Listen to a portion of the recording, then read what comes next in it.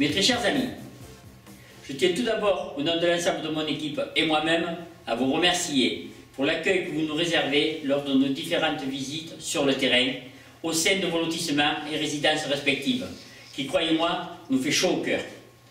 Ce qui me conforte pour cette nouvelle candidature. Contrairement aux deux autres listes, je n'ai pas prévu de réunion publique à l'heure actuelle. Non pas par manque de courage, comme peuvent le dire certains, mais surtout pour prolonger ces moments de proximité à vos côtés, afin de pouvoir affiner avec mes futurs élus l'ensemble de notre programme. À cet effet, dans les jours à venir, je vous soumettrai mon bilan de mandat, dont je vous laisserai le soin d'apprécier l'honorabilité et l'efficacité, au regard de notre santé financière, et surtout de l'ensemble des réalisations qui ont été faites durant ce mandat. Nous avons pour objectif immédiat de résoudre le problème du temps scolaire. Nous travaillons depuis quelques semaines déjà sur ce dossier. Je suis agréablement surpris de voir l'étroite collaboration qui existe entre les représentants de l'éducation nationale, dont les enseignants font partie, les parents d'élèves, les présidents d'associations, et nous sommes d'ailleurs tout proches de trouver une solution. Ce qui, nous l'espérons, sera adapté aux besoins des uns et des autres. Avec l'arrivée de la métropole, l'objectif clairement affiché de mon équipe et moi-même sera de pouvoir faire approuver notre plan local d'urbanisme et surtout le faire voter dès la rentrée 2014. De ce fait, jusqu'à l'entrée en vigueur de la future métropole, la commune pourra honorer ses projets de structures et infrastructures sans être sous la tutelle de celle-ci. Nous allons également nous inscrire en tant que ville porte-parc naturel régional des Alpilles, dans un domaine touristique qui peut être générateur de création d'emplois, et surtout permettre, en attirant les cartes de voyageurs, de favoriser le développement et le maintien de notre commerce local. Nous allons par ailleurs relancer notre projet de maison du terroir et rencontrer les services de la région qui peuvent être partenaires de ce projet. Je tiens, sans entrer dans une polémique qui sera inutile, à faire tout de même une mise au point sur les propos tenus par le député M. Bernard Renès, où il prétend m'avoir rencontré pour établir une liste unique avec M. Ginous. À cela, je tiens à m'inscrire en faux. Cela n'a jamais été le cas. J'ai rencontré en septembre et octobre 2013 à 3 reprises M. Ginous pour lui proposer de ne pas diviser nos voix. À 2 reprises à mon domicile, une 3e autour d'un déjeuner. Ce dernier, pour des raisons qui lui sont propres, a refusé. Je tiens néanmoins à dire combien j'ai pu être choqué par les propos de M. le député concernant la plaidoirie qu'il a pu faire à l'encontre de mon directeur général des services, M. Christian Calégian. Cela dans le cadre de ses fonctions. Il a bafoué par là même la loi concernant les protections des fonctionnaires territoriaux de 1984. Il se comporte depuis quelques mois, sur sa personne, des propos mensongers et délétères, sachant qu'il a tout mon soutien et ma gratitude, et cela, dans tous les cas, j'exige, il exécute. J'entends dire quelquefois, c'est lui le maire. Là aussi, je m'inscris en faux. Comme dans toutes les communes, je suis le seul et unique décideur. Il lui appartiendra de voir les suites qu'il souhaitera donner.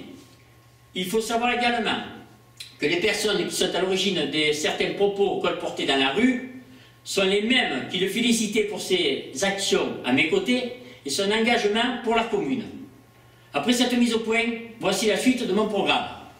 Dans le domaine de la sécurité, nous allons procéder à l'extension de notre parc de vidéoprotection, lequel comporte 12 caméras à l'heure actuelle. 6 de plus viendront les compléter. Nous envisageons le recrutement de 3 policiers municipaux pour pouvoir intensifier le nombre de patrouilles et augmenter l'amplitude horaire de leur surveillance. En ce qui concerne la caserne des sapeurs-pompiers, je puis vous affirmer qu'une solution a été trouvée avec le président du SDIS, Jean-Noël Guérini, qui va d'ailleurs venir le 21 février s'entretenir avec l'ensemble de nos sapeurs-pompiers. Il devrait leur annoncer une nouvelle qui les réjouira. Ce même jour, dans le cadre de sa visite de nos structures et infrastructures, il terminera sa tournée au sein de notre nouveau gymnase. Il annoncera le pourcentage qu'il consent à accorder à notre contrat départemental d'aménagement, qui, je vous le rappelle, s'élève à 12 500 000 €. Vous pourrez en être les témoins privilégiés à partir de 11h30. Nous devons continuer à porter nos efforts dans le domaine du social. la conjoncture nationale et internationale fait que Sénas n'est pas épargné par la précarité qui touche nos jeunes et nos moins jeunes. Nous allons donc devoir anticiper sur l'ensemble des besoins. Et surtout, les dossiers que nous aurons à traiter au niveau du conseil d'administration du CCAS. Nous devrons poursuivre un véritable partenariat, comme cela existe déjà à travers le Pôle emploi, de la mission locale et de l'ensemble des partenaires qui concourent à aider la commune, pour adapter les moyens dans le domaine de l'emploi, pour sortir les personnes les plus démunies de la spirale négative dans laquelle elles se trouvent. Nous avons également un programme concernant l'entretien de notre voirie communale. Nous la poursuivrons, sachant là aussi que nous avons fait appel à des cabinets spécialisés en la matière afin de budgétiser et planifier toutes ces interventions sur les années à venir. Dans le cadre de la politique de la ville, notre priorité se portera bien entendu vers notre centre-ville. Afin de le redynamiser, nous associerons à nos projets les commerçants et artisans, les forces de l'ordre pour des raisons de sécurité et organiserons une large concertation pour obtenir des avis éclairés et des observations constructives allant dans le sens de l'amélioration et de l'harmonisation du centre-ville.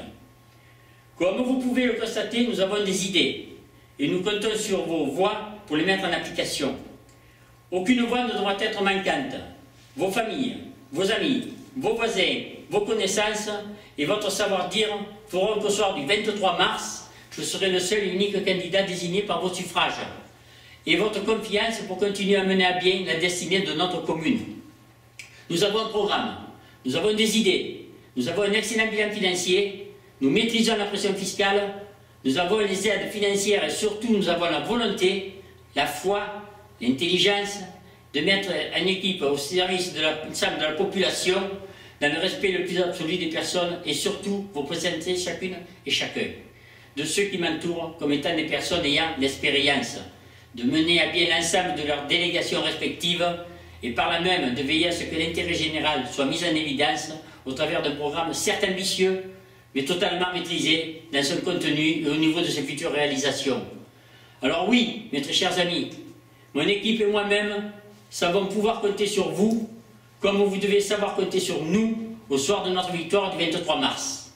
Actuellement, la victoire est en nous, et j'espère bien que la victoire sera en vous dès le premier tour. Ensemble, avançons.